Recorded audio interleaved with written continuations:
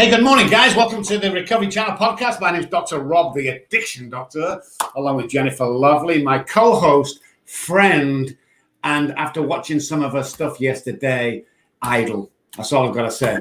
What a day yesterday. We had some good turnouts on the workshop, yeah? Yes, we did. It was awesome. It was so much fun.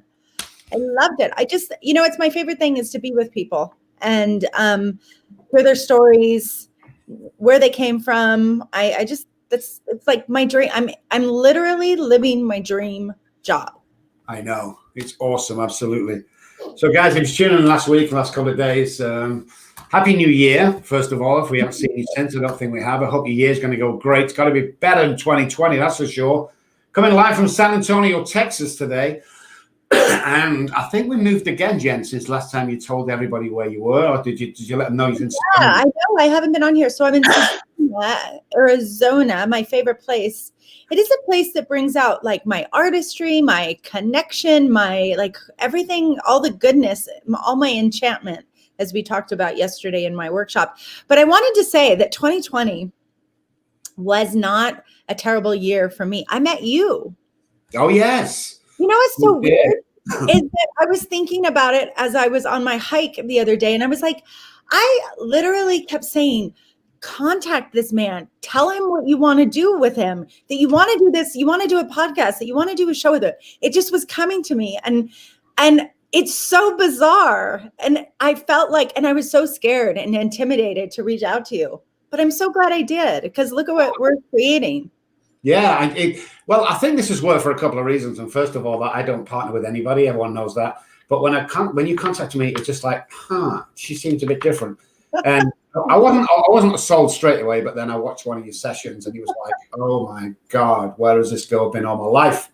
So yeah, great partnership. We're going to do some great stuff, guys. We've got the coaching coming up. We're going to be giving certificates out for that. It's a 10-week course. It's not one of these overnight stuff, guys. It's going to be teaching you everything you know, including, because I've just been trained in brain science. No other recovery coaching program uses or teaches brain science. We'll be doing that, guys. Obviously, we're always different to anybody else because that's the way me and Jen roll. We are. We do. We roll that way. So we have John on our show today. I'm super excited to meet him and talk to him. Yes, it's all over Facebook, guys. I put it on before. John Giordano. Italian. He's an Italian guy. But listen, so we get literally our guests probably the night before. I got it this morning. I'm doing it with research and bam! Woo! Wait till you see not only what this guy has done, what this guy's giving back, first of all, he's over in Florida. But we're talking about a guy that was homeless that had $300, guys, because he wanted to start some sort of treatment center that sold for $45 million. It's amazing. What is that all about? Now, I'm telling you from experience, you don't get to do that unless you're passionate. You don't get to do that unless you really believe in what you do. And this guy does. Such an awesome guy. Can't wait to speak to him. Jen, what do you think? I'm so excited. Let's bring him in. Okay, guys, quick commercial break. And we'll be back in 10 seconds with John. What an amazing guy.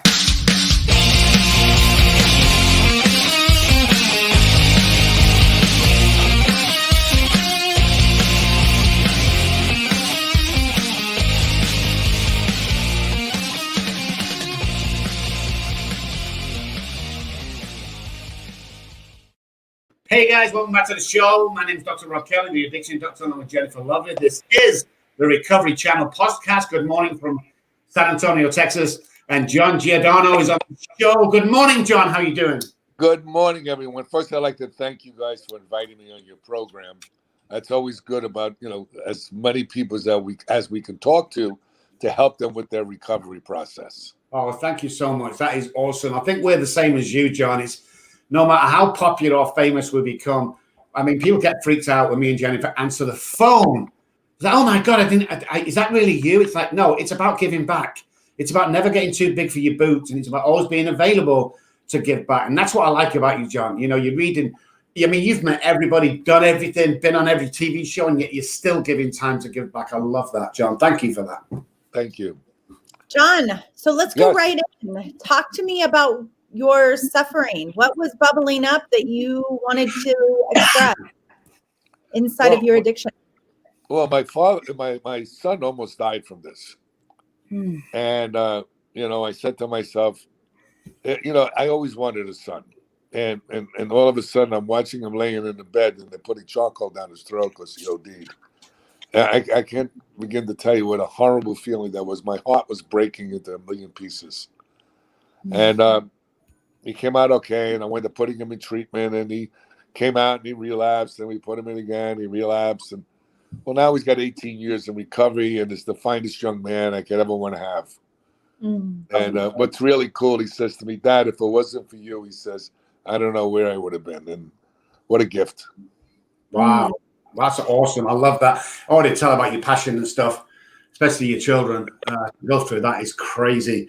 Let me take you back, John, first of all, because we kind of asked the questions that nobody else asked. And the first one is an easy one, is where did the I know your father was a heroin dealer, which must have been a crazy household full of trauma. But tell me about those days of when did you know that he was a dealer, and what kind of effect in the house did that have on the family?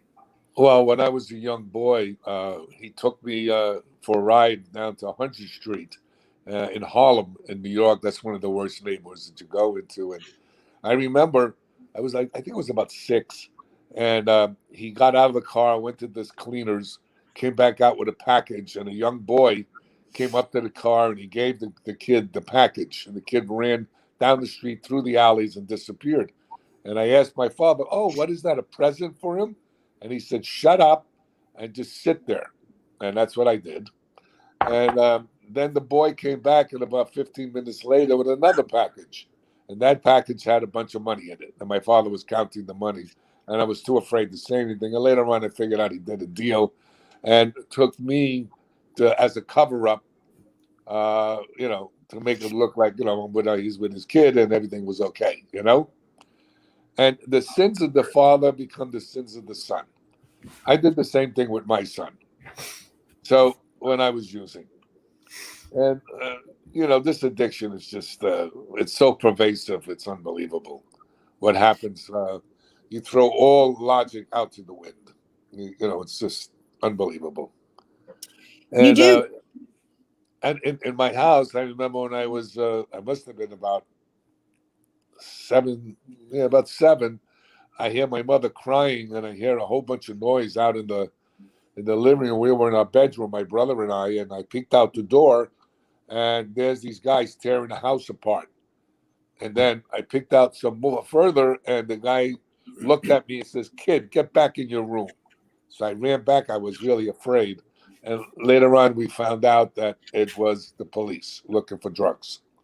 Wow. So another part of my story in my book, The Kid from the South Bronx Who Never Gave Up, is when my uncle threw a wedding for me. And, we were like a mafia-type family. So it was really funny with the wedding. I married a nice Jewish girl with a nice Jewish family. In the wedding, it was kind of funny. You can look at it as one side there was lawyers and doctors and guys with pens. On the other side, there were guys with guns.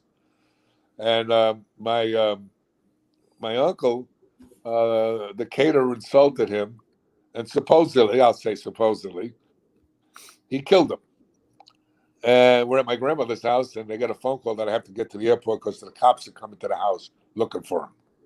So that's kind of like my life. So when people said, "Do you ever watch The Sopranos?" I said, "No, I lived it." Wow.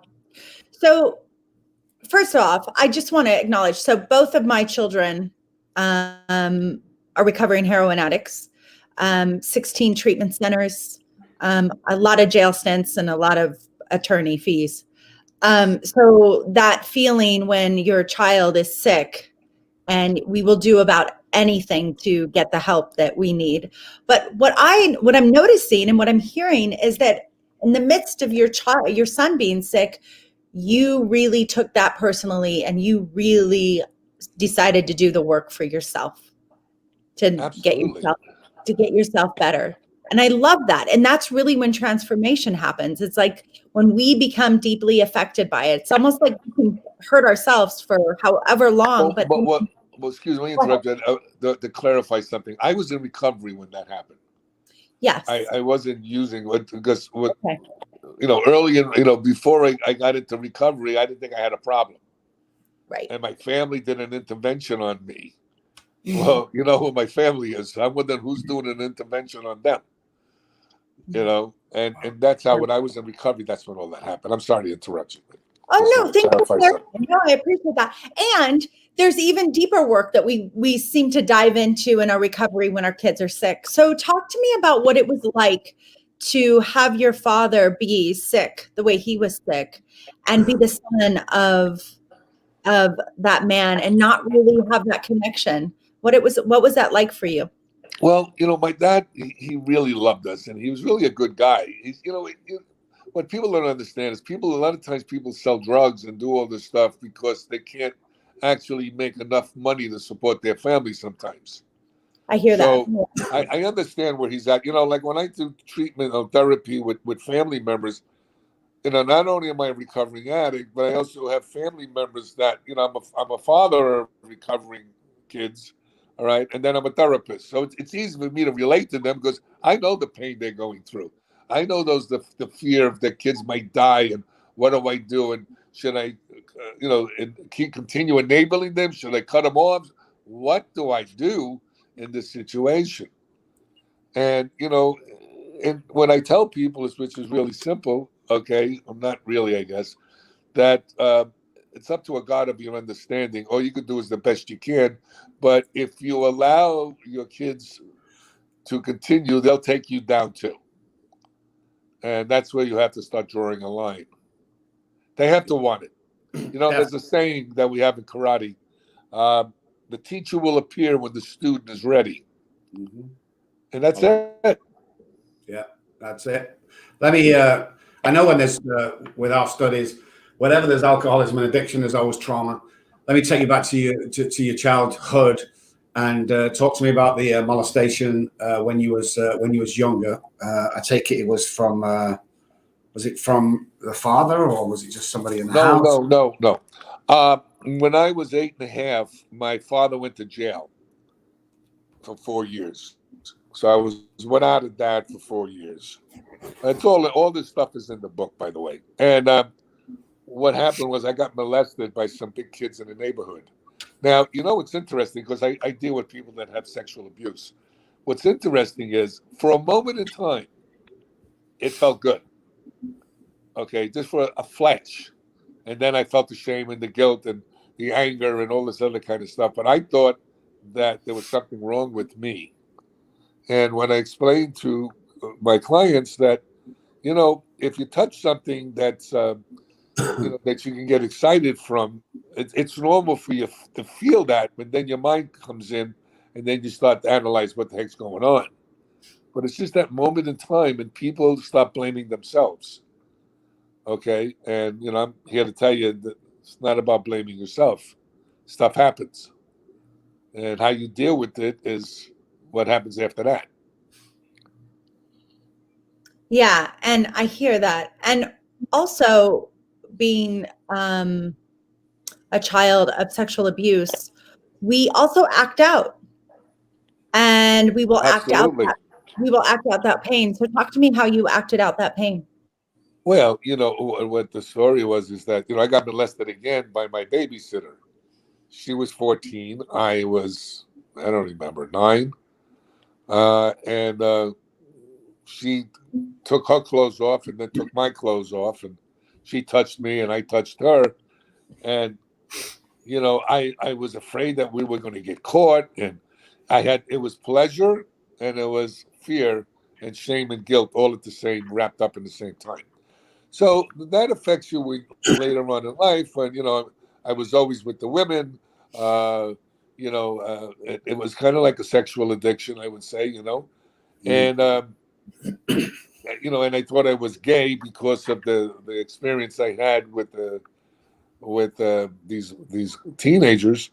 And I was always trying to prove that I was a man. So it definitely affects you later on in life. And then I went to therapy and I worked through all this stuff and got to understand this from a child's mind to an adult mind and how things start to change. Nice. Love it. Guys, John's on the show. Amazing so far. Stick around. Word from our sponsors. We'll be right back.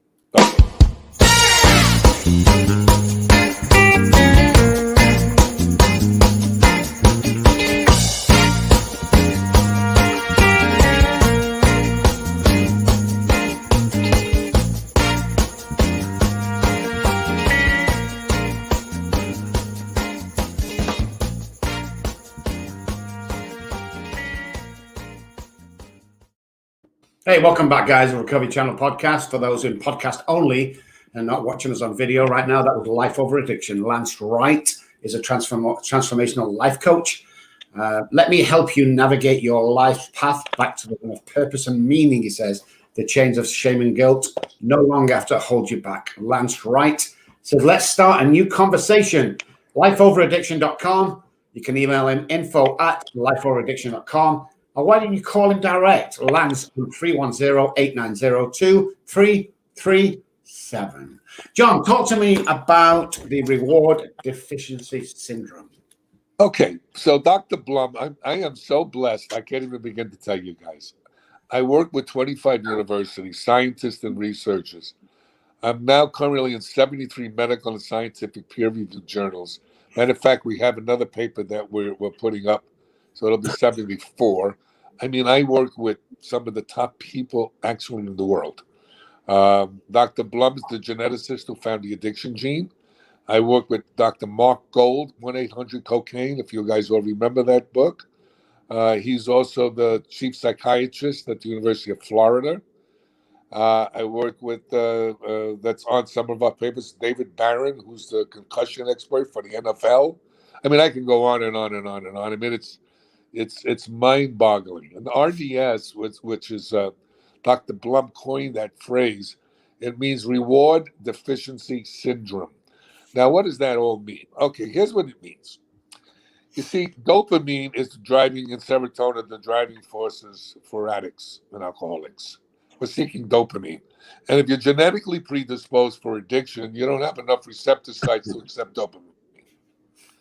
And what goes on from there, okay, is you always want dopamine.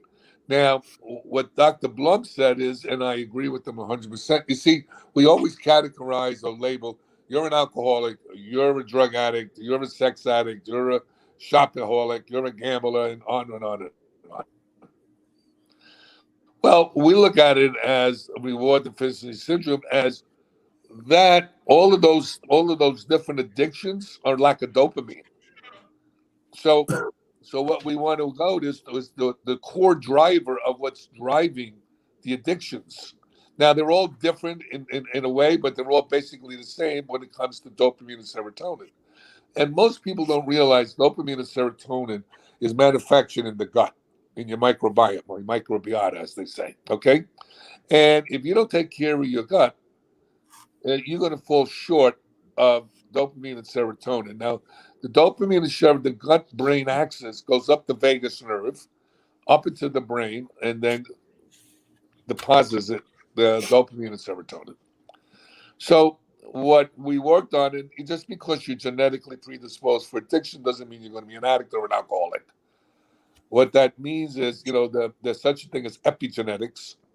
Epigenetics means that the social environment can change the gene expression. So that doesn't mean you have to be an addict because you have the genes. And I work with all these neuroscientists. Matter of fact, I lecture at neuroscience conferences, which I can't even believe. I only went to the 9th grade. And then I went back to school when I got into recovery. And here I am in Taiwan, in Taipei, lecturing as one of the keynote speakers at the neuroscience conference in Taipei to 40 countries. And then we were in Budapest, and then I was in Chicago, 50. I must have lectured to over 200 countries. And what I want to really get into with you guys is what we're missing in treatment. We have a great job we did with psychological approaches. All right, in the child work, you got NLP, you got EMDR, you got cognitive behavioral therapy, you got Gestalt therapy. Okay, all the therapies, they're great. But that's only one piece of the mosaic of addiction. And the other piece is the medical piece, which we're not looking at. First of all, if you have a low thyroid, you're going to have depression and anxiety and possibly suicidal ideation. If you have leaky gut syndrome or H. pylori, which happens in the gut, you're going to have depression and anxiety. You're going to have hyperglycemia. You're going to have depression and anxiety. And what do addicts do if you're predisposed for addiction? You're going to look for a drug or a behavior to quell it. But these are the things we're not looking at. And heavy metal toxicity. Heavy metals interferes with neurotransmission. So now you can have something that presents as attention hyperactivity disorder, even bipolar disorder. So there's a lot of things that coming down the pike that a lot of people don't realize that we're going to be really changing the way us therapists do addiction. Most addicts and alcoholics are protein deficient and volume depleted when they come in. Yeah. And, and what we call detox, we're not detoxing anybody. We're stabilizing them. Detox means to detoxify, not put other toxins in. So, John, talk to me about what we should be doing then. I had leaky gut. I tried colonics with my kids. I've tried all sorts of things with my kids to support their health and getting out of their heroin addiction. Talk to me about what we need to be doing as a society. Okay, first of all, what we need to do is we need to call your senators and let them know what's going on with the insurance companies. The insurance companies are controlling how treatment is done. That's number one.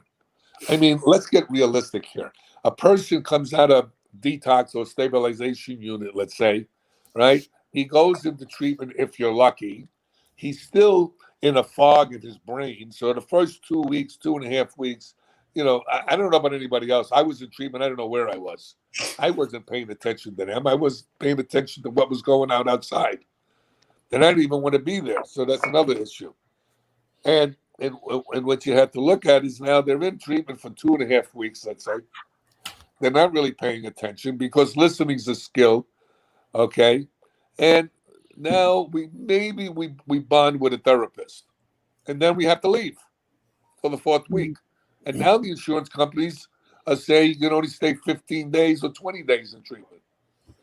It should be anywhere from 60 to 90 days, depending on the severity of the illness, which addiction is an illness, as you all know. All right. And that's how we need to look at this. You got to give time. They say that in the program. Give time. The brain needs a time to heal. And to change behaviors takes, and this is science, takes 90 days to change the behavior. Yes. So what would you say about, we go into detox, they give us pills. We come out of, or we go into treatment centers, they give us Suboxone, all these medicines that are used for recovery and treatment. What's your take on that? Okay. This is the funny part. Well, it's not funny, but here's the part. Pharmaceutical companies give us Oxycontin, Oxycodone. You go to a doctor, if you sprain your ankle, they're going to give you 30 oxys for the month, which is ridiculous, number one. Okay? So now they're giving these opioids. And now, since you're stuck on them, okay, now they want to give you another opioid to take care of the opioids that you ingested. That's number one. We did a paper on Suboxone. We did a couple of papers on that. And when we found out about Suboxone, long-term use, it blocks dopamine. And if you block dopamine, you lose all sense of feelings and walk around like a zombie. Let's put it that way. Mm-hmm. I'm not poo-pooing anything. Whatever works, I'm for. But what I am saying is this. Suboxone is okay for short-term use. Short-term, not long-term. It's just like on medications, your SSRIs, Zoloft, Wellbutrin, Prozac, and so forth. They were never meant for long-term use. They're only meant for short-term use, interventions. And the problem is that the pharmaceutical companies figured out that we can make a lot of money, and then they put people on this. Now, some people need to be on medications for their life. It all depends. Everybody's different. So I'm not saying medications are good or bad. But I am saying we have to look at people individually. And I'll give you a quick story, which I thought was really hilarious. One of my medical director was one of the docs that put other docs in treatment. He worked for the PRN, Physicians Referral Network.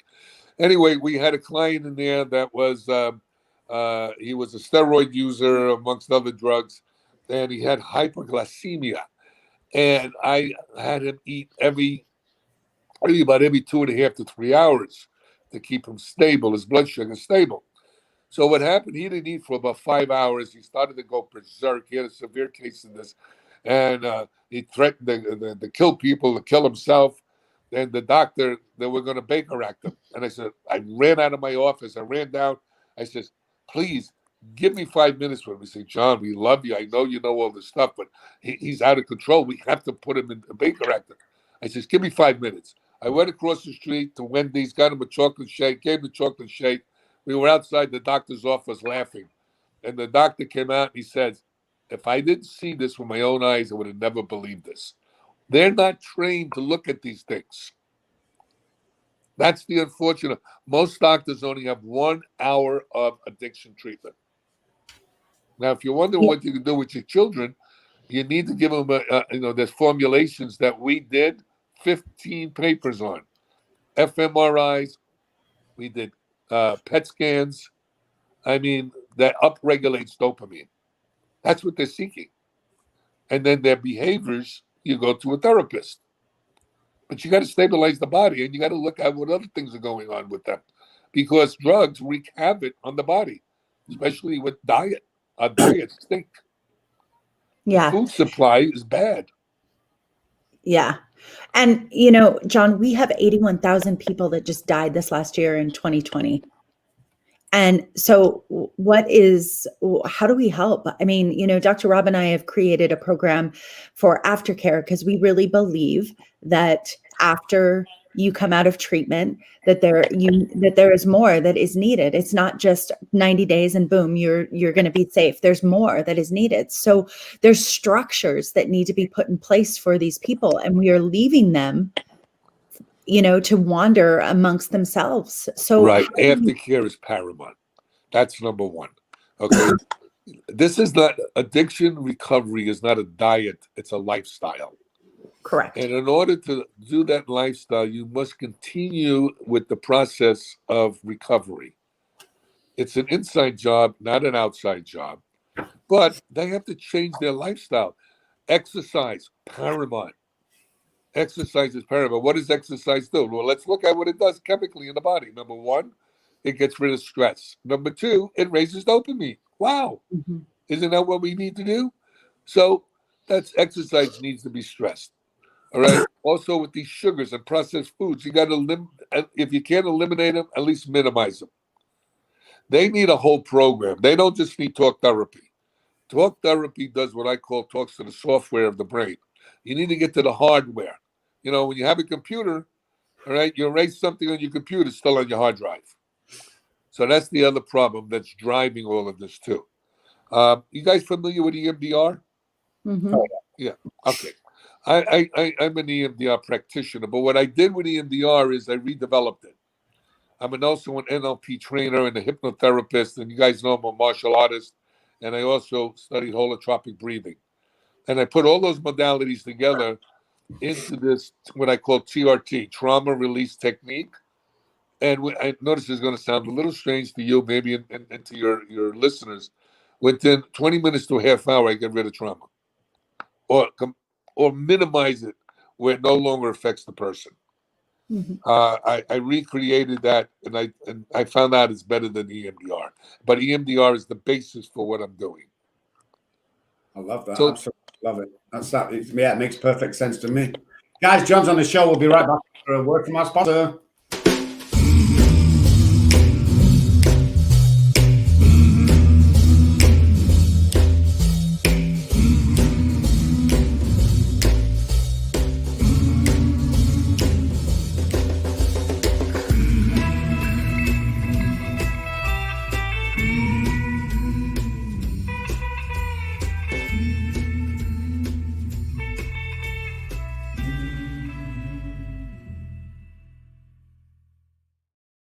Hey, welcome back to the show, guys. That was Live and Recovery Interventions. Recovery begins today. Recovery begins together.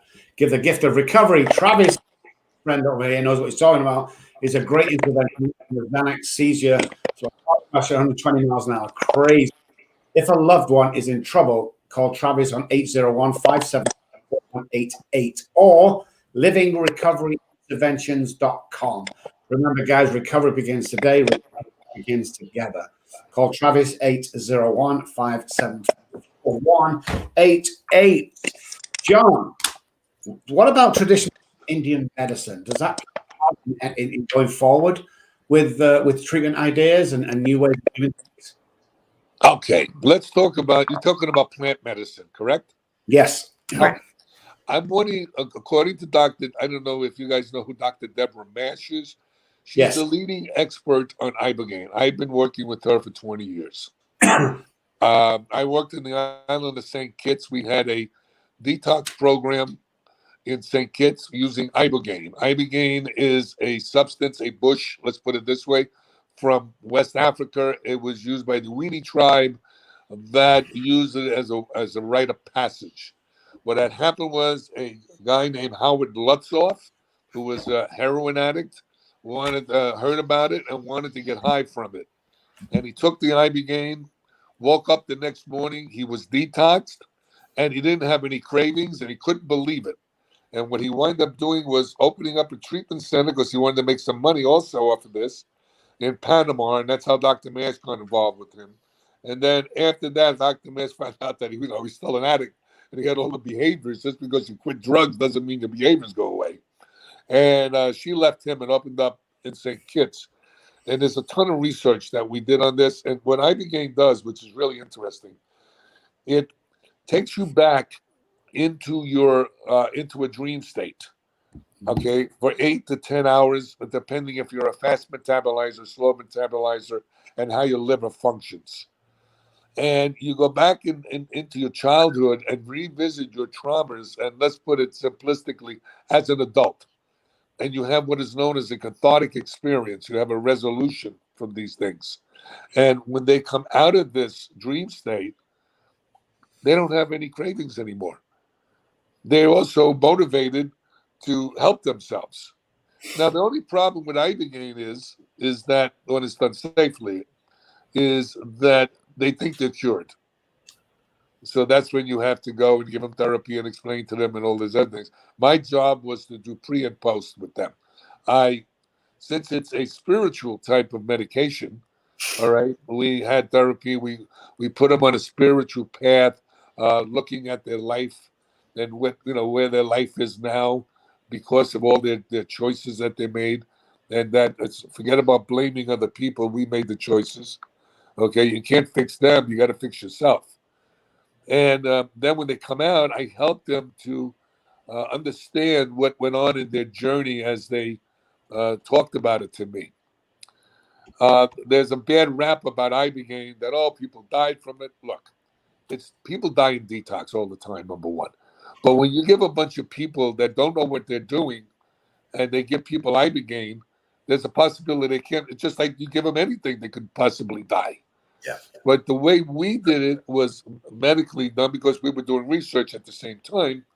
We would, before they even got there to the island, we would put a heart monitor on them. We would do an extensive blood work on them and physical. We would do that 24-hour heart monitor. Then we would get to see how their heart's functioning properly, and we would get this toxicology test to see what's on board. Then I would take them to the island, and then they would retest them again and check to see what drugs were on board. We would make sure there weren't any drugs that they had. Then we would put them in a bed with a nurse by the side. We would put an IV in their arm in case there's any sentinel event, and they were attached to a heart monitor to make sure to see everything's going okay. We would give them a test dose to see how they tolerate. 45 minutes later, we would give them a full dose, and then the nurse would sit by their bed and watch them throughout the whole process. Wow. So the recovery rate is much, much better than any other detox you possibly want to have. Now, this is not a magic bullet. Okay, I want to make that clear. What it is it's a way of detoxing people where they have a good start. But if you don't go to treatment, you don't go to a self-help program, you don't get connected to recovery, it's not going to work. What ibogaine does, it helps with craze for anywhere from 30 to 60 to 120 days, and then the brain goes back. It's a brain reboot. Let's put it that way. What it is, that's what Dr. Mash calls it. The substance blocks the opioid receptor sites, and so it blocks cravings, and it has the molecular structure of this substance we call neuroibogaine, okay, which floats through the brain and helps to reset the neurotransmitters in the brain. It's pretty wild, and we have so much research on it, and it's ongoing, by the way. They're looking at other plant medicines such as mushrooms. I've done every drug known to man. I've done mushrooms. I've done peyote. I've done ibogaine. I've done everything. And ibogaine is nothing like LSD. It's nothing like psilocybin. It's nothing like ayahuasca. Ibogaine is the top of the tree of plant medicine. It's a very, very interesting compound. Matter of fact, I don't know if you guys know who Nora Volkar is. Nora Volkar is the head of NIDA, National Institute of Drug. I was talking to Nora about this, and she was saying how interesting that compound is and how they really starting to do a lot of research on this now. And this is a Schedule I drug, so you're not allowed to do it in the United States. There's a lot of things you're not allowed to do in the United States that actually work. So yeah, totally. John, can I ask a question? One of the things that I hear is even underneath all of this is that one of the things that's missing in our society is a way that we sort of a rites of passage, or how we how men interrelate, how women interrelate together. Right. And it's a real thing. I mean, if we don't have a rites of passage, we must find our own way or our own rites of passage. And I know for my own children that was being a part of a group of people that did drugs was in their own way a rites of passage, because they were missing that in their life. So what can we be doing as a society to begin supporting people to connect in a deeper way? Well, first of all, I believe what the problem is besides our government, we're unfortunately spirituality is out the window. We're into money, power, and control. Our whole society is addicted. Okay, and people don't realize, they think it's just drugs and alcohol. If you look at our government, they're addicted to power, money, and control. Right. Okay, so you want to start off with that. We got to start looking at ourselves and how to change that. Now, people like yourselves and myself, we can do the best we can. But the bottom line is, look, you got different self-help programs that, I don't care if a guy wants to go to church. To me, I don't care. But self-help programs really work. You got to change your lifestyle. Look, you can't, when you hang out with drug addicts, you use drugs. You hang out in a barbershop long enough, you get a haircut, right? So you have to hang out with people that are not doing drugs and have that lifestyle. Now, nothing's perfect, but you really start to have, if you really want to have a quality of life, it's like getting older. Okay, and I'm 74. Getting older is worthless if you're not healthy. That's number one. So right now I'm lecturing about stem cells and exosomes, and I don't know if you guys know all about that stuff. It's changing the way we age. I did hyperbarics for addiction. That's oxygen under pressure. Okay. Yeah. 18 years ago. VA is just using it now. Any science that we learn, about things takes anywhere from 5 to 15 years to get into mainstream, if it ever does. So hyperbarics is unbelievable for addiction also. Who's going to argue that drugs and alcohol doesn't damage the brain? Right. Nobody. There's much evidence. Right. John, unfortunately, we're running out of time. Oh, okay. Catches up on us, because I could probably go for another hour. I don't know about you. Yes. Awesome show. So I want to thank you first of all. I want to thank you for a couple of things. I want to thank you, obviously, for coming on the show and sharing your experience and your knowledge with us, with a great story, very inspiring. But I want to thank you for who you are, for the millions of people, because it is millions with the ripple effect of people that you've helped over the years, helped change lives, neuroscience take a leap forward, and still at the age of 70 young, you're still there teaching, writing papers, lecturing, and coming to the radio shows. So thank you so much for being with us, John. Thank you for everything you do.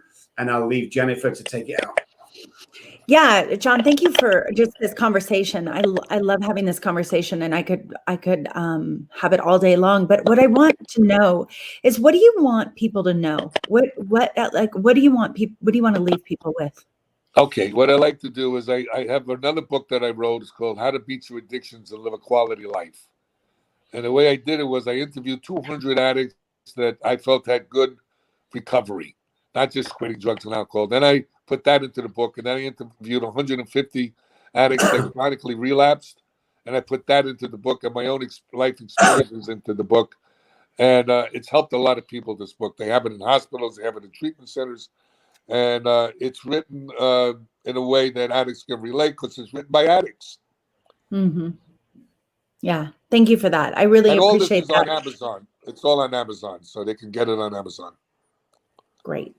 Thank you so much. And thank you for being on our show, and thank you for being you and saving more lives out there and doing it holistically.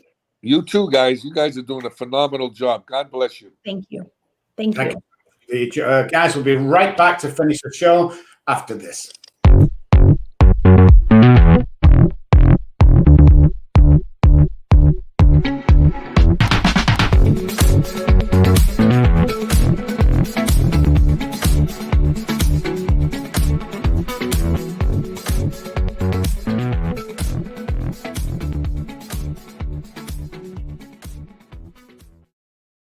Hey guys, welcome back. Wow, Jen, that was unbelievable. I know, and I love the holistic whole take on it. As a matter of fact, just for my own trauma, I would love to go do psilocybin and do it, in a place that is safe and healthy. But I love the conversation, because I do believe that our gut health is one of the most important places to start with, in terms of, because it's our second brain. We call our gut our second brain, and we have to start there in terms of getting healthy. So it was a really good conversation. Maybe we should be, this sounds crazy, but maybe we should go over there just to try it for experience and knowledge, if nothing else. I'll send it and see what's what. Just can't believe that John's got all this knowledge. He's on so many boards, so many people doing a great job. It was really interesting. So, Courtney, I want to thank you, Courtney Davis, our producer and research person. And every single week she gets, or twice a week, she gets someone on that's absolutely unbelievable. So quick shout out for Courtney Davis. Thank you, Courtney. You're awesome. And guys, we've also come to the end of the show. Thank you for joining us today. And thank you for joining us every single time that we come on, because without you, it's just me and Jen talking to ourselves. I know. It's also good to have someone listening. So, hey, guys, listen, the Cover Channel podcast will be back on Friday with another guest. I'll make sure I advertise it properly. But for now, guys, I want to say bye-bye, and we'll see you next week. Bye, guys.